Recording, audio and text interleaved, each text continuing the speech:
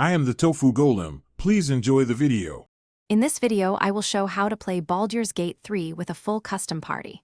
Start a new campaign, enable multiplayer, and pick local or LAN mode. Create 4 unique characters covering tank, healer, damage, and utility roles for strong synergy. Save the party template and test controls before major fights. Use the import feature to load all 4 at once and practice switching controls smoothly during exploration. Build synergy by assigning clear roles so characters support each other in combat and exploration.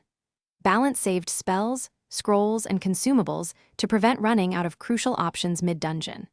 Craft party interactions by mixing social skills and proficiencies to unlock more quest solutions. Test combos like crowd control, followed by area damage to clear fights quickly and keep weaker party members safe during tough encounters.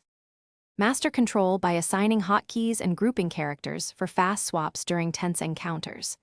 Configure AI settings for each companion so they behave reliably when not actively controlled.